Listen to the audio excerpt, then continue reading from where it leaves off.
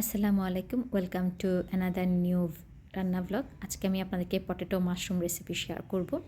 প্রথমে আমি 3টে আলুকে বয়েল করে ম্যাশ করে নিচ্ছি। ম্যাশটা ভালো করে করতে হবে। দেন আমি একটু লবণ দিলাম এবং 1/3 কাপ কর্নফ্লাওয়ার দিলাম। এরপর ভালো করে মিশিয়ে নিচ্ছি এবং ভালো করে মেশানোর জন্য আমি হাত দিয়ে ভালো করে ময়ান করে একদম ছোট একটা ডোর মতো করে নিব।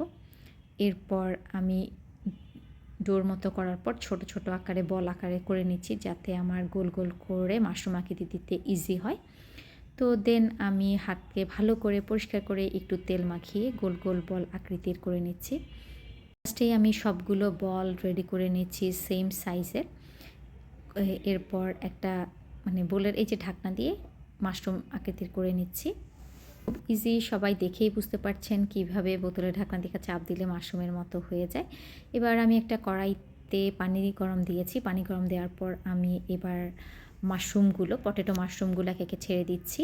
যখন সবগুলো পানির উপরে উঠে যাবে বুঝতে হবে এটা বয়েল হয়ে গেছে। এই যে আমার সবগুলো পানির উপরে উঠে গেছে, তার মানে এটা ফুললি বয়েল হয়ে গেছে। দেন আমি এটা উঠিয়ে নিচ্ছি। এইবার আমি একটা সস তৈরি করে নিব। ফার্স্টেই আমি বাটার দিয়ে নিলাম।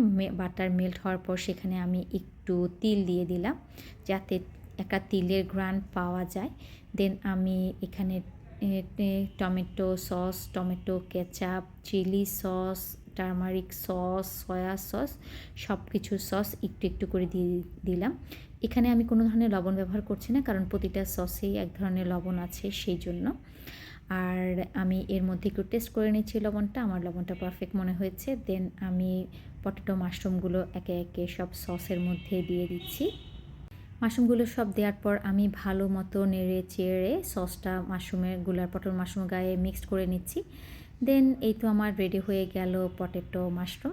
এরপর আমি একটা সার্ভিং ডিশে ঢেলে নিচ্ছি, আর উপর দিয়ে ডেকোরেশনের জন্য একটু করে সাদা তিল ছিটিয়ে নিচ্ছি। এই তো আমার রেডি হয়ে গেল পটেটো মাশরুম। সবাই বাসায় একবার তৈরি করে দেখতে পারেন। এই পর্যন্ত, আল্লাহ হাফেজ।